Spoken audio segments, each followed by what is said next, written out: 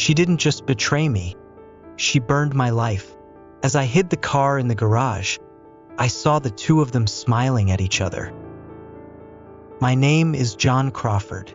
I'm 45 years old, a businessman by trade, and I've lived in this penthouse for far too long. The city sprawls beneath me, a sea of lights that feels distant, like everything in my life. At the top of my career, I built an empire with my hands, only to watch it crumble from the inside. Today, I sit in my office, doing everything I can to ignore the fact that my marriage has shattered, my reputation is tainted, and my life is teetering on the brink of an irreversible collapse. The buzz of the intercom breaks my trance. "There's a lady here, Mr. Crawford." She says it's urgent. I'm not in the mood for any visitors. Most days, I prefer the company of my thoughts, which have been growing darker by the hour. Colette, my secretary, knows this, so when she insists that I meet this woman, I know something is off. I tell her to send her up anyway. A bit of distraction maybe will take my mind off the chaos back home. The door opens, and in steps June Parsons, a woman with an air of discomfort that doesn't match the luxury of my office. She's young, her suit a shade too formal for someone like her. She clears her throat and introduces herself. "I'm from social services." The words hit me like a slap, but I don't react immediately. "Social services? I'm not sure how I can help you, Miss Parsons," I reply, trying to keep my tone neutral. She hands me an envelope with a shaky hand. "You'll understand when you read this. It's about a family, 2 children, and a mother who tried to take her own life." I open the envelope, my mind already racing through all the possibilities. Then I see it, "My dearest John." The handwriting, though familiar, sends a chill down my spine. This isn't the first time I've read a letter from Sally, my wife. But something about this one feels different. The memory floods me 11 years ago, when my life had been upended by betrayal. The day I first found out about the lies she'd been spinning behind my back. At that time, I was too busy to notice the small cracks forming in our relationship. Business was booming and I was living the dream, but I missed the signs, the late nights, the missed calls, the excuses. And then came the morning that changed everything. A water main burst, the traffic was unbearable, and I was an hour late to work. I slipped into my office, trying to remain unnoticed, but June, my secretary, was there waiting. She told me Tony Jordan had been looking for me. Tony, Henry Jordan's son, the man who ran the company with an iron fist. His father's retirement had meant the brothers, Tony and Robert, were now running the show, and they hated me. I was the one who had always been in Henry's ear, the one who kept things together while they floundered in their misguided quest for power. I didn't want to deal with Tony that day. I had too much on my plate already, but he called me into his office, demanding that I fly to New York to fix a problem with a key contract. It wasn't a surprise. Robert and Tony couldn't do their jobs without me. But the real issue lay somewhere deeper, Robert. The tensions between us were palpable. Sally worked for Robert, and I couldn't shake the feeling that something was off. She seemed to defend him at every turn. They were too close, for my comfort, and I started to notice the way Robert looked at her. Too much admiration, too many lingering glances. I didn't say much to her about it, but the discomfort was always there, lingering in the air like a thick fog. But now, this letter from social services was a sign that I had been right all along. Sally had always been a loving wife, or so I thought. But the cracks in our marriage started to show as soon as the Jordans entered the picture. Sally had a way of justifying everything, making excuses for Robert, hiding things from me. The more I tried to keep the peace at work, the further we drifted apart. The day I left for New York, something felt off. Sally had begged me to take her to the theater. a simple request that seemed impossible to fulfill given the demands of my job. But I had promised her, and I wasn't going to let work ruin another evening with her. Yet, as I waited for her at the airport, the truth finally hit me. She didn't show up. No apologies, no explanation, just silence. And then, as the flight board changed to now boarding, I saw it. Robert's car, no, Robert's Lamborghini, exiting the parking garage. And Sally, she was with him. I couldn't breathe as I watched them drive away together. It felt like the ground had slipped out from beneath me. This wasn't just a betrayal of marriage. It was a betrayal of everything I had built. I was no longer the man who could fix things, no longer the one with the power to make decisions. I was a man left in the dark, desperately trying to make sense of a world that was falling apart. I don't remember much about the flight. My mind was too busy racing, piecing together everything I had missed. I was flying to New York for work, but the only thing that filled my thoughts was the image of Sally and Robert together. The rest of the trip felt like a blur. Business meetings, small talk with Johnson's board members, nothing really registered. All I could think about was how I had been blindsided by the two people I trusted the most. But even as I sat through the endless negotiations, something in me snapped. I couldn't stay blind to this anymore. I couldn't ignore the truth. Had to face it. But when I returned home, I would discover the true depths of their betrayal, and what happened next would forever change the course of my life. By the time I returned to the office, the city seemed like a different world. My mind, consumed by everything that had happened, couldn't focus on anything other than the image of Sally and Robert together. How had I been so blind? How could I have missed the signs? When I arrived back at the penthouse, I half expected Sally to be waiting for me, to apologize, to explain what had happened. But the silence was deafening.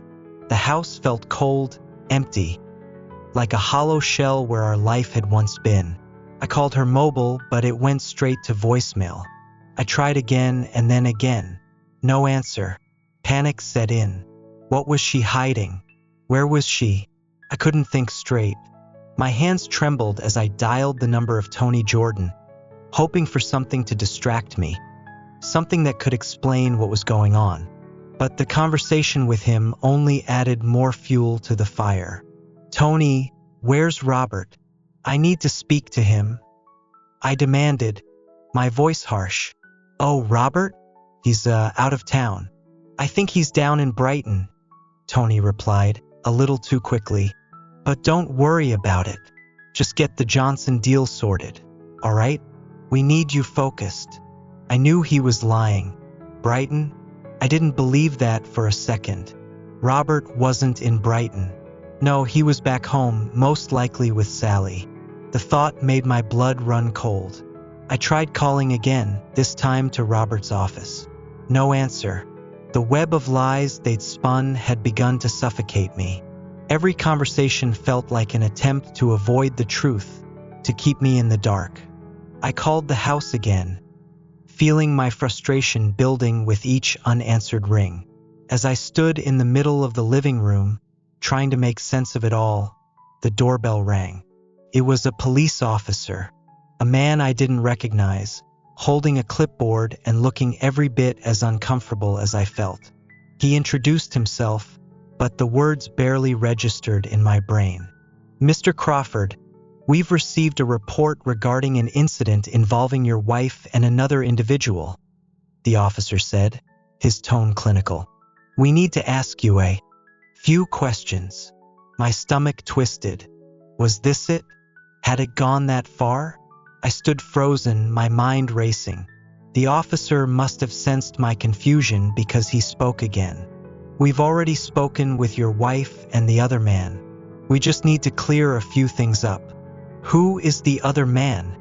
I asked, though deep down I already knew the answer. "Robert Jordan," the officer replied. My legs nearly gave out beneath me. Of course, it was him. It had always been him. Robert. The man who had never been more than a thorn in my side had now become something far worse. I forced myself to stay calm, to appear collected. I had to, if not for me, then for the business. The officer gave me the details of the incident, which were disturbingly vague. The only thing I knew for sure was that something had happened that night, something that had pushed Sally to the edge, and that something had everything to do with Robert. The officer left soon after, leaving me alone with my thoughts. The world outside my penthouse seemed to have slipped away, and all that remained was the gnawing feeling in the pit of my stomach. I didn't know how long I stood there, staring out the window at the sprawling city below, trying to figure out where I had gone wrong. And then the realization hit me. Sally had been playing me all along. That night she had lied, and Robert had helped her. They had manipulated me, used my trust to cover up their affair, and now they were making me out to be the villain. I didn't know what I was going to do, but I knew one thing. I wasn't going to let this slide. I wasn't going to be the fool anymore. I headed straight for the airport. New York had been a mess, but this was personal, and I wasn't about to let Robert Jordan get away with this. I didn't return home for days. New York felt like a distant memory by then, and I was no longer the man I had been before. The John Crawford who had once commanded respect and moved through life with a clear sense of purpose was gone. In his place stood a man consumed by betrayal and the sharp sting of humiliation. The more I thought about it, the more the pieces fell into place. The late nights, the phone calls I wasn't allowed to hear, the lies about work trips. All the signs were there. But it wasn't just Sally I was angry with. No, it was Robert, the man who had slithered his way into our lives, undermining everything I had built. And he wasn't the only one. My own colleagues, my friends, the Jordans, Tony included, had all played their parts in this web of deceit. I couldn't rest. I couldn't focus on anything else. My mind spun with the possibility of confronting Robert, but I knew it would do nothing to bring back what had been taken from me. But there was one thing I could do: fight back. I would expose them. I would make sure they paid for what they had done. It was then that I got the call. It was from Petra, the woman who had been by my side in New York, always there with a quiet word of support, always one step ahead. She knew things about me, things about the Jordans that no one else knew. I had confided in her, trusted her, and now I needed her help more than ever. "John, you need to come back," Petra said over the phone, her voice steady but with an edge I hadn't heard before. "Something's happening. It's bigger than you think." "What do you mean?" I asked, my pulse quickening. "The Jordans, they're not just after your business. They're after your life. They're trying to ruin you, John. And I don't think you see how deep this goes." I couldn't believe what I was hearing. How could I have been so blind? How many times had I heard Robert and Tony talk about their plans? How many times had I dismissed the little voice in my head telling me something wasn't right? Petra's words were like a wake-up call, pulling me out of the fog I'd been in since returning from New York. It was time to take control. But how? How could I expose them without bringing everything crashing down? "I need to see you. I'll be at your place in the morning," I told her, hanging up the phone before I could say anything else. The next day, Petra arrived at my penthouse with a stack of documents in her hands. She didn't waste any time. "They're going to take everything from you, John. The Jordans, Tony, they've been plotting behind your back for months. They think you're too distracted to notice, but you're smarter than that." I sat down, my mind racing. Petra had always been the calm in the storm, the one who kept me grounded. But now, she was telling me that everything I had worked for was in jeopardy. "These documents," she said, handing them to me, "prove everything. Robert and Tony are already in the process of taking control of your assets. They've been funneling money into offshore accounts, using your company's funds for their own gain. But that's not the worst part. I skimmed through the papers, each one more damning than the last. They were planning to have me ousted from the company, to strip me of everything I had built. And what was worse, they were using my own wife, Sally, as a pawn in their game. The divorce papers were just the beginning, Petra continued. They've set you up, John. And Sally, she's been in on it. She knew. She was part of their plan from the start. Couldn't breathe. Felt like the world was crashing down around me. Sally? How could she have done this? How could she have betrayed me like this? But as Petra explained, the truth began to sink in. Sally hadn't just cheated on me with Robert. No, she had been manipulating me the entire time. She knew about the financial schemes, the money Robert and Tony had been laundering. And she had been feeding me lies, making me believe I was the one at fault. I was sickened, betrayed not just by my wife, but by the people I had trusted most in the world. The company, my career, my marriage. Everything was collapsing before my eyes, but I wasn't going to let them get away with it. Couldn't. I looked at Petra, my resolve hardening. What do we do now? Petra smiled, a hint of mischief in her eyes. Now we fight back. The plan was set into motion almost immediately. Petra, ever the strategist, had a few tricks up her sleeve. She wasn't just going to sit idly by while the Jordans thought they could outmaneuver me. No, this time the tables would turn. I was done being the victim in this twisted game of theirs. If Robert and Tony thought they could tear my life apart without consequences, they were sorely mistaken. The first step was simple: reclaim control. My assets, my company, my reputation, it all had to be protected. The Jordans had been playing their cards, scheming behind my back, thinking they could erase me from the picture. But I had something they didn't: knowledge. And knowledge was power. I spent the next few days combing through the papers Petra had handed me. Each document was a blueprint of their deceit, every signature a betrayal. Robert and Tony had been siphoning funds for months, hiding them in offshore accounts while presenting a facade of legitimacy. And Sally, she wasn't just a passive participant. No, she was in the thick of it. She knew about the dirty deals, and she had been feeding me lies to cover their tracks. But there was one thing they hadn't counted on: my ability to adapt. I wasn't the naive businessman they thought I was.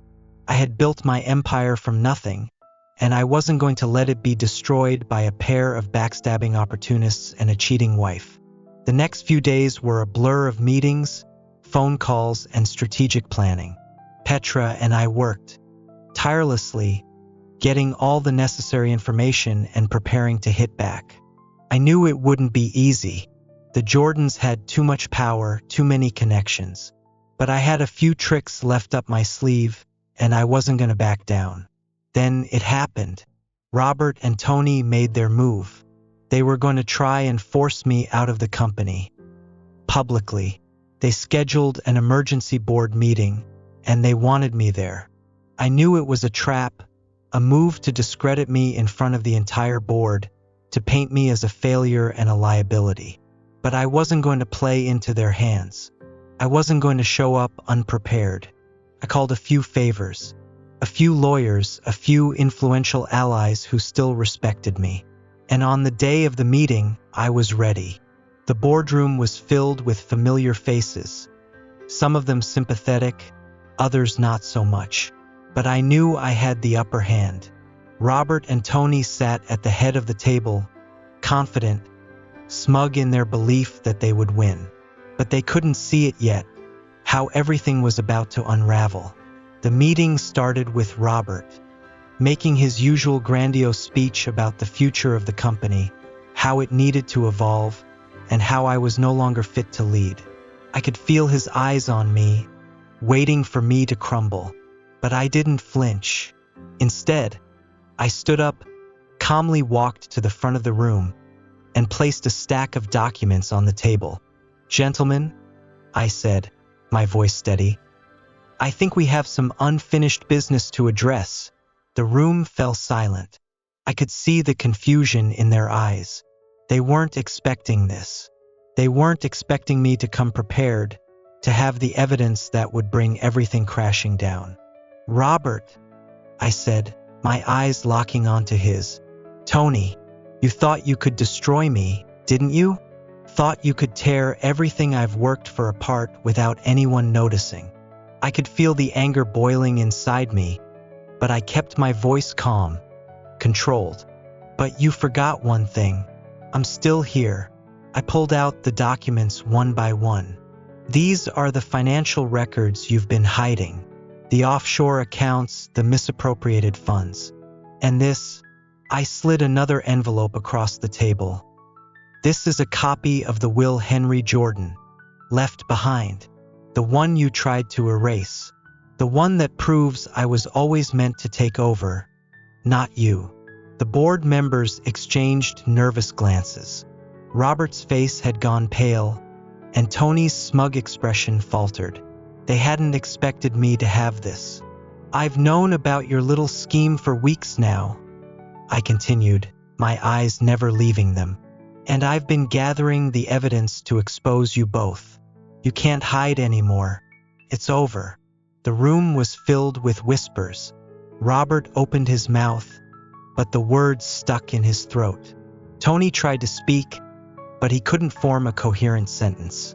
I could see the panic in their eyes. It was all slipping away. Everything they had built, everything they had stolen, was about to be exposed for the world to see. I turned to the board. "These two men," I said, pointing to Robert and Tony, "have been running this company into the ground, and they've been doing it on my back. I've been the one holding it together while they've been scheming in the shadows. It ends today. I had them.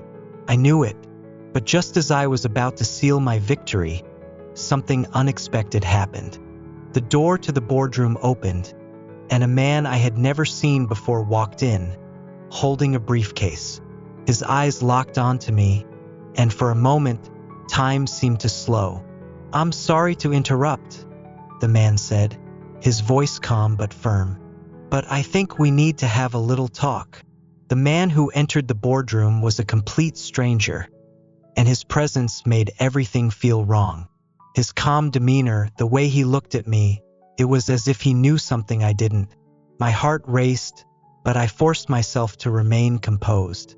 I wasn't about to let anyone throw me off now, not after everything I had uncovered. He approached the table slowly, his polished shoes clicking on the hardwood floor with each step. "I'm sorry for the interruption," he said again, and then paused. "But we need to talk, John." I stood there, dumbfounded. "Who the hell are you?" "I'm someone who knows a lot about your family business," the man said, pulling a document from his briefcase. "More than you could ever imagine." I glanced at Robert and Tony, who were still reeling from my revelations. They were clearly not expecting this. I couldn't read their expressions, confusion, panic, or something else. But I knew one thing for certain. This man was not part of the plan. The stranger placed the document on the table, and my pulse quickened as I recognized the letterhead. It was from an offshore bank, the same ones that Robert and Tony had been using to hide their illicit funds. But this document didn't look like a typical bank statement. It was a contract, and the name at the top sent a shiver down my spine. "I'm here to offer you a way out," the man said, his voice cold but surprisingly sympathetic. "And I think you'll find that it's not what you're expecting." "What do you mean?"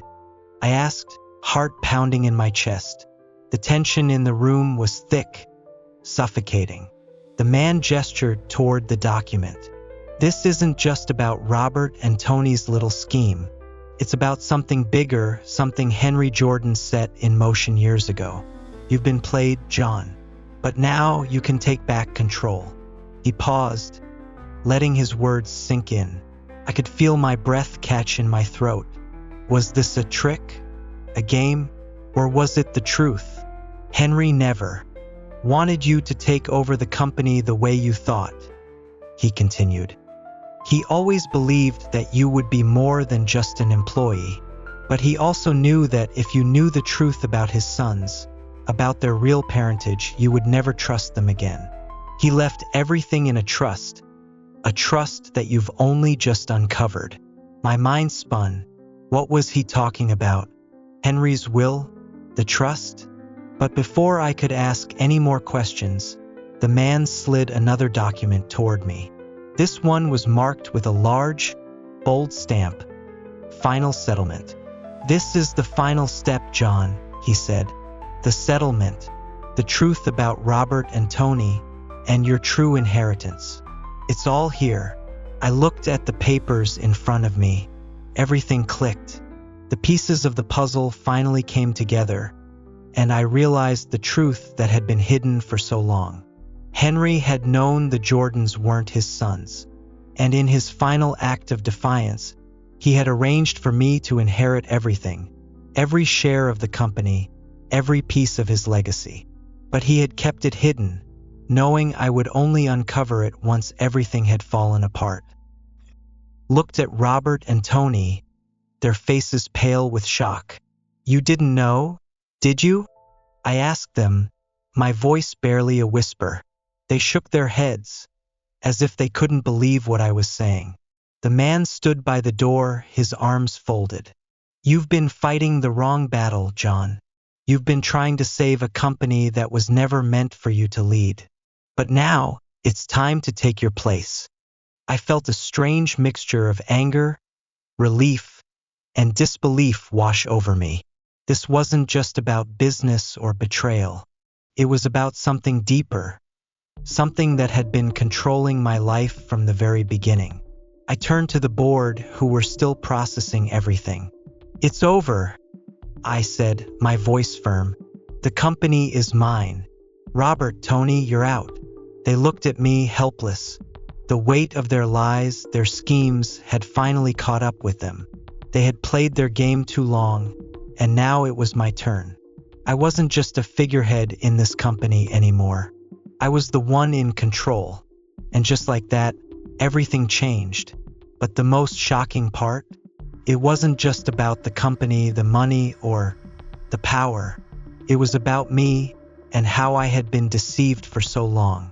It was about the choices I had made and the ones I still had left to make. The man in the room wasn't just some stranger. He was a messenger sent to remind me of the truth. And now, as the dust settled and the board members left the room, I felt a new sense of clarity. I wasn't just fighting for the company. I was fighting for my future. And in that moment, I knew exactly what I had to do.